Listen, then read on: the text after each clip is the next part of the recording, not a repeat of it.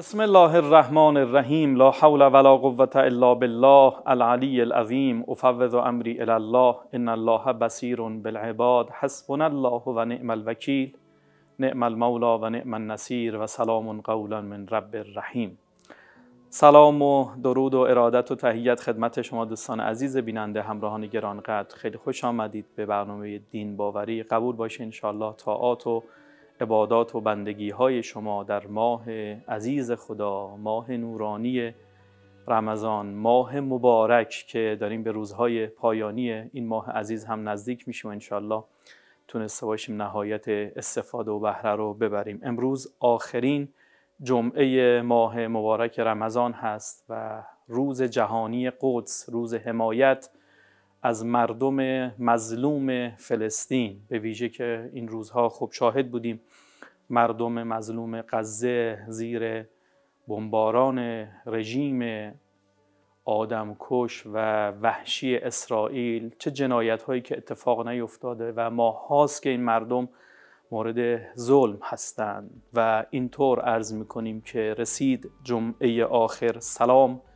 قدس شریف، سلام قبله صبر و قیام قدس شریف، سلام بر دل پرخون مسجد الاقصی، به مسجدی که خداوند گفت بارکنا. انشاءالله که روزی شاهد نابودی اسرائیل جنایتکار باشیم و آزادی قدس شریف، البته با اتحاد و همدلی همه امت اسلامی. با افتخار با شما هستیم و برنامه دین باوری رو تقدیم حضور شما عزیزان میکنیم. انشاءالله همراهی بفرمایید. اللهم اجعلني فيها محبا لأوليائك ومعاديا لأعدائك مستنا بسنة خاتم أنبيائك يا عاصم قلوب النبي.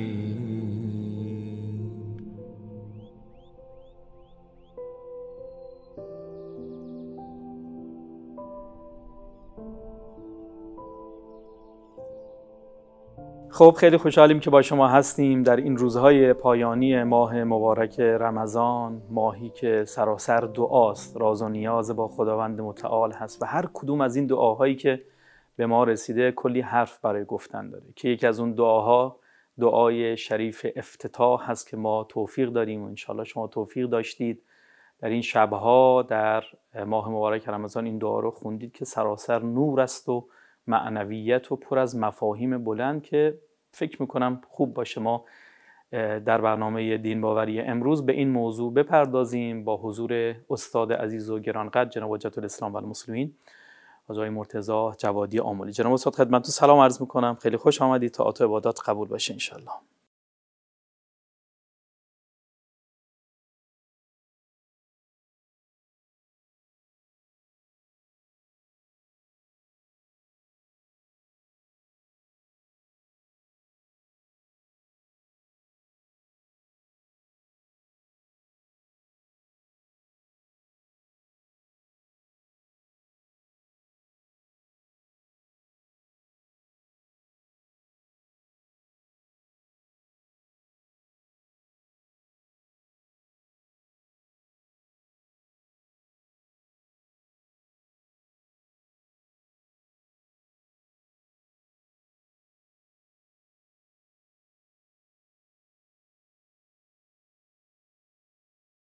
خب خیلی عالی. پس میریم سراغ این موضوع که خیلی هم مهم هست. امروز جمعه آخر ماه مبارک رمضان، روز جهانی قدس هست و باید در واقع ما به داد مظلومان عالم، به ویژه مردم مظلوم فلسطین هم برسیم و بیادشون باشیم. خب حضرت استاد بفرمایید که واقعا چرا این دعاها در به ویژه این دعای بسیار شریف، دعای افتتاح، سفارش شده، توصیه شده هر شب در ماه رمضان بخوانیم؟ خب این دعا همونطور که مستحضرید از ناحیه مقدسه حضرت بقیت الله الاعظم به ما رسیده، صلوات الله و سلامه علیه. خب نائب خاص اون حضرت جناب محمد ابن عثمان این دعا رو از ناحیه خاص حضرت بقیت الله الاعظم عجل الله تعالی له الفرج برای ما و جامعه اسلامی و امت اسلام، خصوصا پیروان و شیعیان اهل بیت علیهم السلام، در حقیقت این دعا رو که دارای مضامین بسیار فوق العاده هم هست و بسیار نکات قابل اعتنایی رو هم در این دعا حضرت بهش توجه داده و امت اسلامی رو در حقیقت فرا خونده که با این نوع از معرفت به سراغ حضرت بقیت الله الاعظم برند. یعنی این دعا دعایی است که در نهایت منتهی می شود به جریان دولت کریمه حضرت بقیت الله که اون دولتی است که مبانیش اصل توحید است، معارف الهی است و مضامین بلندی که در این دعای شریف آمده است. دعا رو دعای افتتاح می‌دانند به جهت اینکه در آغاز این دعا با این کلمه شریفه دعا رو ما آغاز میکنیم: اللهم انی افتتح بثناء بحمدک و ایقنت انک ارحم الراحمین فی موضع العفو والرحمه و شد المعاقبین فی موضع النکال والنقمه و اعظم المتجبرین فی موضع الکبریاء والعظمه. این چقدر بیان فوق العاده است که نگرش های توحیدی رو در بندگان و عبادش داره درخشان میکنه و نورانی میکنه و بندگان الهی خدا را در این کسوت دارن میشناسن، با این لباس و با این جلوه و با این اسما در حقیقت هست. این دعا ضمن این که داره مضامین بلندی هست و تقریبا اونطوری که در این دعا آمده 18 مرتبه در این دعا کلمه الحمدلله در این هست: الحمدلله به جمیع محامده کلها. و واقعا این دعا یک دعای ذوقی، شوقی و عشقی فوق العاده است که ارادت رو با خودش داره. همه دعاها در یک سطح نیستند.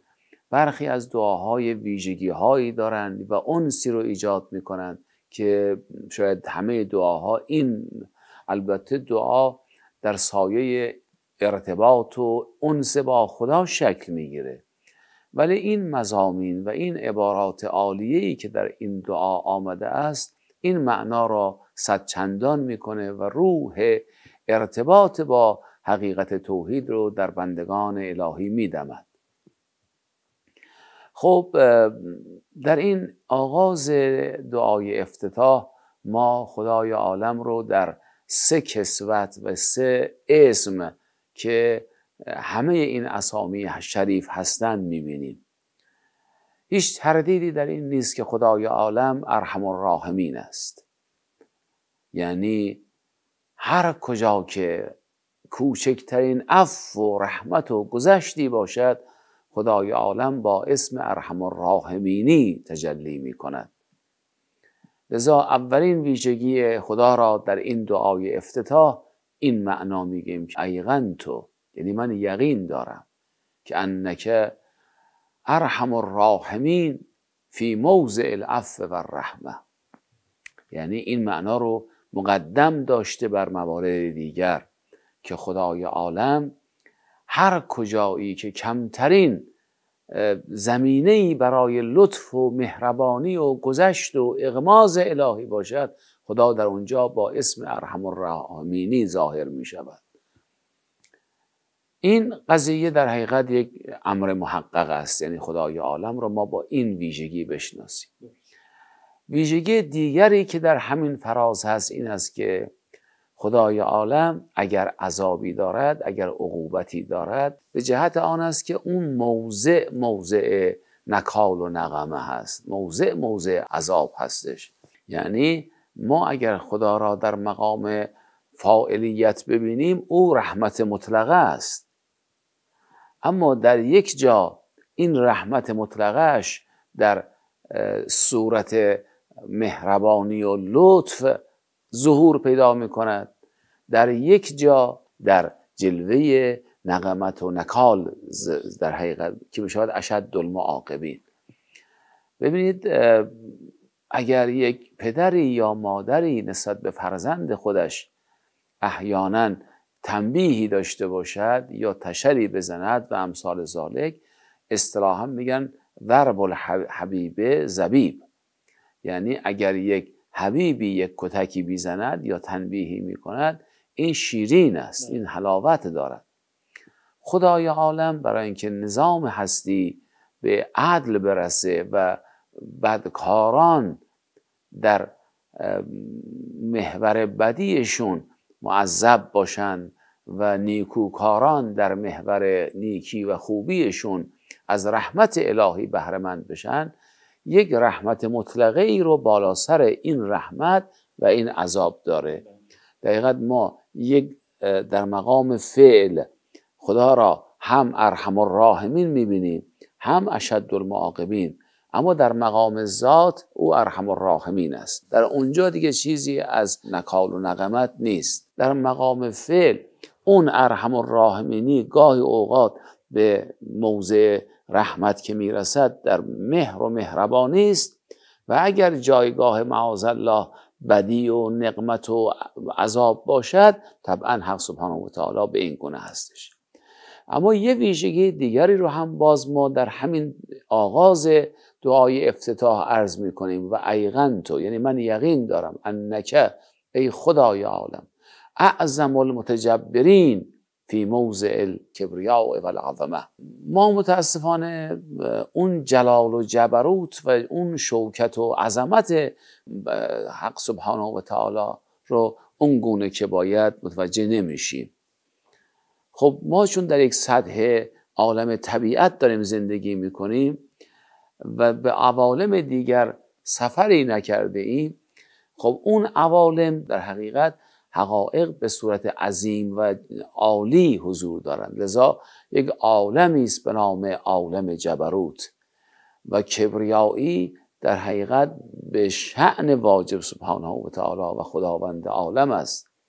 بنابراین یکی از مسائلی که ما اعتراف میکنیم و خدا را در مقام توحید به این ویژگی میستاییم این است که اعظم المتجبرین هست فی موضع الکبریاء و العظمه. این موضع کبریا و عظمه یعنی چی؟ حق سبحانه و تعالی در هر موضعی با اون اسم ظهور میکند. یعنی موضع عفو و رحمت اسم ارحم الراحمین است، موضع نکال و نقمه اسم اشد المعاقبین است. اما در جایی که خیر است و کمال است و جلال و جمال هست در حقیقت با یک اسم برتر ظاهر می شود که این اعظم المتجبرین بودن و در جایگاه و رفعتی قرار گرفتن که همه چیز تحت سیطره این حقیقت ذوالجلال و الاکرام هست، این در حقیقت نشان از موقعیت برتر توحیدی دارد. بعضیها با اسم اشد المعاقبینی محشورند، برخی دیگر با اسم ارحم الراحمینی در حقیقت محشورند، اما عده از خواصن، اونهایی که جلوه های ربوبی رو خوب شناختن، با اسم اعظم المتجبرین محشور هستند و خدا را در کسوت کبریا و عظمت میبینند. اعظم المتجبرین فی موضع الکبریاء و العظمه. این دعا که دعایی است که از ناحیه حضرت بقیت الله صادر شده و برای دولت کریمه داره مقدمه سازی میکنه و زمینه سازی میکنه و این نوع از توحید رو به جامعه داره عطا میکنه.